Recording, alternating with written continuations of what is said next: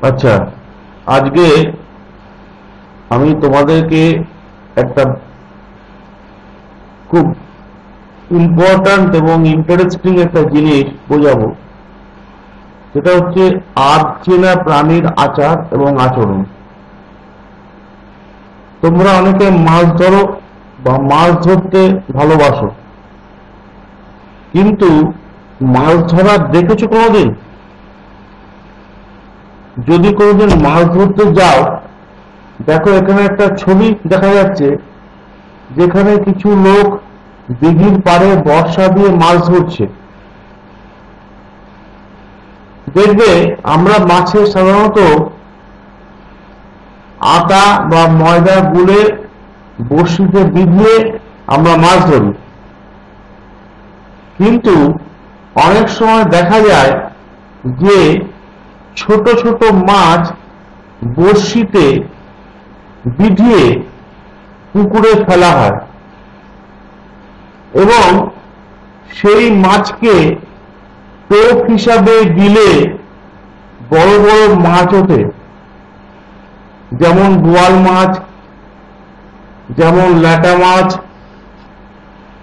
যেমন শোল মাছ। এই মাছগুলি ছোট ছোট মাছকে টোপ হিসাবে খেয়ে তাদেরকে ধরা হয়।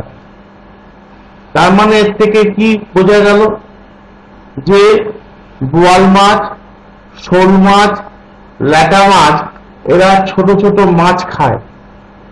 তাহলে এটা হলো মাছের একটা আচরণ। বোয়াল মাছকে বলা হয় রাক্ষসে মাছ। এই মাছ থাকলে পুকুরের অন্যান্য ছোট মাছগুলো আর থাকে না, বোয়াল মাছ অন্যান্য ছোট মাছকে খেয়ে ফেলে। তেমনই শোল মাছ, শাল মাছ, চ্যাং মাছ, ল্যাটা মাছ এদেরকে সব শিকারী মাছ বলা হয়। দেখো এখনো ছবিতে বর্ষা দিয়ে বা ছিপ দিয়ে মাছ ধরছে। এই যে ছবিটা তোমরা দেখছো, এটা হচ্ছে একটা বোয়াল মাছের ছবি। বোয়াল মাছ ধরা হয়েছে ও ছোট মাছকে চার হিসাবে ফেলে। এই যে বোয়াল মাছ দেখেছো, এটা হচ্ছে শোল মাছ। ভালো করে লক্ষ্য করো, মাছগুলোকে চিনে নাও। এইবারে আসছি আর একটা প্রাণীর বিশেষ আচরণ সম্বন্ধে, যেটা হচ্ছে যে সাপের নাম শুনলে অনেকে ভয় পায়, কিন্তু মনে রাখবে আমি বারবার করে বলেছি 95% সাপের কোনো বিষ নেই। আর বিষধর সাপ কামড়ালে কি করে বুঝবো যে সেটা বিষধর সাপ কামড়েছে?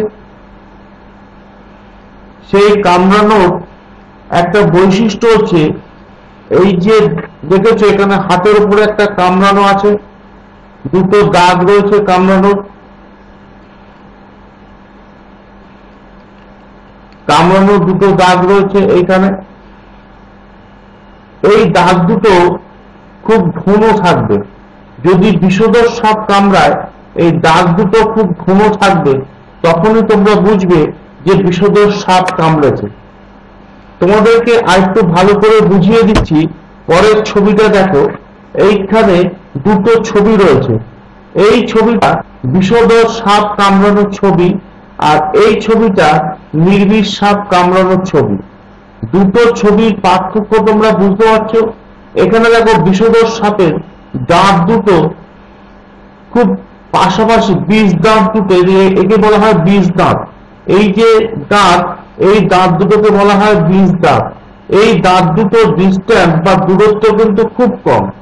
আর নির্বিষ সাপের দেখো এখানে কিন্তু বিষ দাঁত নেই, এবং এখানে দুটোর মধ্যে দূরত্ব কিন্তু অনেক বেশি। তাহলে আমরা কি দেখলাম যে বিষধর সাপ কামড়ানো এবং নির্বিষ সাপ কামড়ানো আমরা কি করে বুঝবো? যদি বিষধর সাপ কামড়ায় তবে দাঁত দুটোর মধ্যে দূরত্ব খুব কম থাকবে, আর যদি নির্বিষ সাপ কামড়ায় তবে দাঁত দুটোর মধ্যে দূরত্ব কিছুটা বেশি থাকবে। এই দাঁতের দূরত্ব বা কামড়ানোর দাগ দেখেই আমরা বুঝতে পারবো যে কোন সাপ বিষধর বা কোন সাপ বিষধর নয়। তাহলে আমরা মাছের কিছু অজানা চরিত্র আমরা দেখলাম। রাক্ষস মাছ, বোয়াল মাছ, শোল মাছ, ল্যাটা মাছ, চ্যাং মাছ, যারা ছোট ছোট মাছ খায়। সাপের কামড়ের আমরা বিশেষত্ব দেখলাম। শুধু মাছ এবং সাপ নয়, ব্যাঙ, বাদুড়, কাঁকড়া, প্রজাপতি প্রত্যেকেরও কিন্তু কিছু কিছু বিশেষ আচরণ আছে। তোমরা সামনের দিনকে তোমাদের একটা চার্ট আমি করতে দেবো, সেটা হচ্ছে একটা প্রাণীর একটা বৈশিষ্ট্য করবে, সেই প্রাণীর নাম এবং অন্য আচার আচরণ তোমরা জানবে। কিরকম? খোলস ছাড়া প্রাণী, সেই খোলস ছাড়া প্রাণী কোন প্রাণী, সেখানে প্রাণীর নাম লিখবে, এখানে প্রাণীর নাম লিখবে, সেই প্রাণী কি আচার আচরণ আছে সেটা তোমরা এখানে লিখবে। গর্তে থাকা প্রাণীর নাম লিখবে এখানে, সেই প্রাণীর আচার বা আচরণ যদি কোনো বৈশিষ্ট্য থাকে সেটাকে লিখবে। এইভাবে তোমরা বুকে হাঁটা প্রাণীর নাম লিখবে এবং তার অন্য আচার বা আচরণ যদি কিছু বৈশিষ্ট্য থাকে তোমরা লিখবে।